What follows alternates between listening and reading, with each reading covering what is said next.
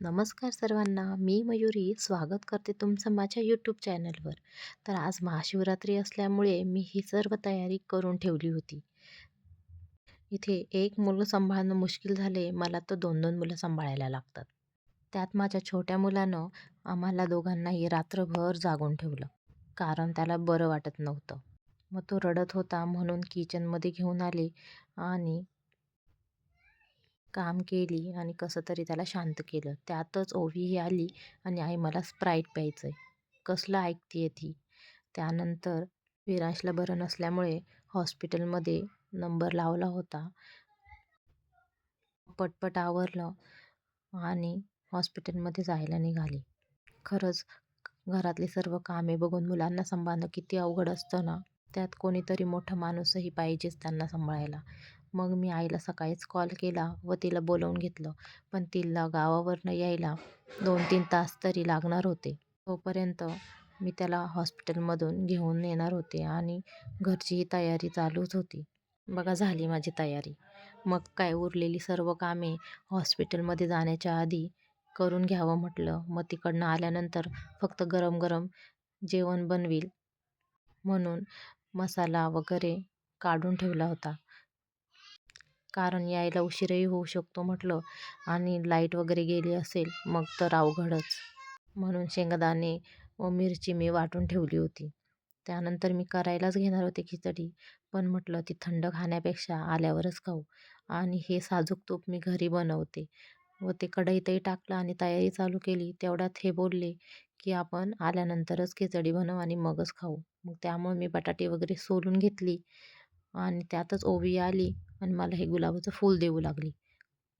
हे आईला खुश करण्याची कामं होती, बाकी काय. मग पटपट कपडे वगैरे मशीनला लावली.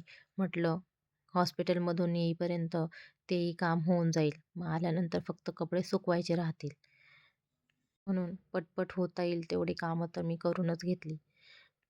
सर्व आवरल्यानंतर विराजचंही आवरायला घेतलं कारण त्याला ताप वगैरे होता म्हणून अंघोळ घातली नव्हती. मग त्याला सकाळची D3ची औषध होती ते दिली आणि त्याचे कपडे वगैरे चेंज केले म्हणजे तो फ्रेश होईल जरासा. खरंच ना कामं तर काही दिसत नाही, पण किती काम असतात हे आज मला समजले. जेवढे व्हिडिओतही नाही, त्याच्या दुप्पट काम व्हिडिओच्या मागे आहे हे मात्र नक्कीच. असो, पटपट त्याचंही आवरलं आणि मग मध्येच दीदीचंही चालू झालं. तिच्याकडेही लक्ष देणं चालूच असतं मध्ये मध्ये. तिची बडबड तर ऐकलीच असेल. विरांशलाही छान टाईमपास असतो तो. तो कितीही रडत असला तरी तिच्याकडे पाहून शांत बसतो आणि मग काय त्याची पटपट तयारी केली आणि निघालो मग. कारण डॉक्टर 11 वाजता येणार होते. मग आम्हाला निघायला 11:30 तरी झालेच. पण घराच्या बाहेर निघत नाही तेच विरांशचं रडणंही चालू झालं. मग काय तो कसाच थांबत नव्हता.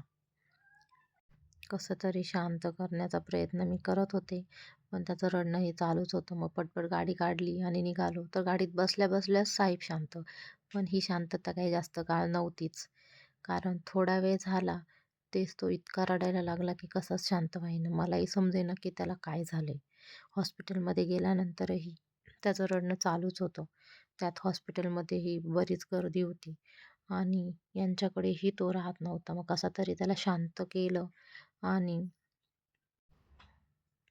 औषधी घेतली. मग निघालो. पण कसाच तो रडायचा थांबेना म्हणून जास्त काही व्हिडिओ घेतला नाही. त्यात गाडीत बसल्यानंतर साहेब परत शांत बसले. मग घरी आल्यानंतर लगेच त्याला औषधं वगैरे दिली. त्याला झोपी लावलं आणि मग खिचडी वगैरे बनवली. कारण खूप भूक लागली होती. तयारी तर आधीच केली होती. फक्त परतवायचीच बाकी होती. मग पटपट आवरलं सर्व. जेवढं पाहिजे होती तेवढीच बनवली. बाकी साबुदाणा तसाच ठेवला. कारण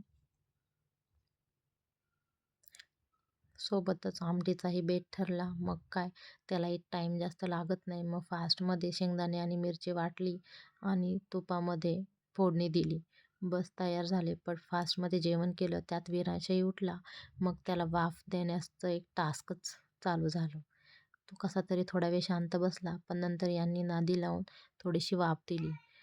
त्याला कुठे झोपी लावत नाही, तेच भांडी घासण्याचंही काम चालू झालं. ते झालं की मग आई आली. खरंच ना, घराची कामे कशीच आवरत नाही. एक झालं की दुसरं पुढे उभीच राहतं. मी तर पार थकूनच गेली होती, पण मग काय करणार, ते तरी करणं गरजेचंच आहे. विराज झोपेल तेवढंच पटपट आवरून घेतो आणि मग दुसरी कामं पुढे उभीच राहतात. चहा वगैरे झाला. मग काय आजी आली आणि आजीनं आल्या आल्या त्याला शेकवणं चालू केलं. कढई गरम केली व ओव्याची पुरचुंडी करून ती शेकवत होती. डॉक्टर असो कोणी असो, आजीबाईंना कसला त्यांच्यावर एवढा विश्वास. त्यांना त्यांचेच नुसके परफेक्ट वाटतात आणि त्यात विराजचंही एंटरटेनमेंट ओवी करत होती. तेवढाच तो शांत बसलेला होता. बघा ती कशी नादी लावतीये त्याला. ते झालं नाही की संध्याकाळी बाजार आणायलाही आम्ही निघालो, कारण इथे संडेचाच भाजीपाला मिळतो. मग इतर वेळी आम्हालाही दुसरे दिवस भेटत नाही, कारण यांच्या ऑफिसला फक्त संडेला सुट्टी असल्यामुळे आम्हाला जी काही घरातली कामे आहेत ती फक्त संडेलाच करावी लागतात. इतर वेळी त्यांचा येण्याचा काहीही टाईम नसतो, म्हणून संडेच आमच्यासाठी फ्री डे असतो. पण कसला काय, तोच तर सगळ्यात बिझी असतो. मग त्यानंतर मला आणखी एक काम होतं, म्हणून तिथे गेलो. ब्लॅक कलरचं मला कापड पाहिजे होतं. ते कशासाठी हे नेक्स्ट व्हिडिओमध्ये मी नक्की सांगेल. त्यानंतर हे सर्व भाजीपाला मी घेऊन आले. अगदी फ्रेश आणि छान असा होता. बघू शकता. ते होत नाही तेच आल्यानंतर पटपट स्वयंपाक केला, म्हणजे खिचडीच बनवली व माझे मावशी काकाही आले होते अचानक. मग त्यांनाही जेवण केलं. अशा प्रकारे व्हिडिओ एंड करते आणि छान वाटला असेल तर चॅनलला सबस्क्राईब करा. थँक्यू.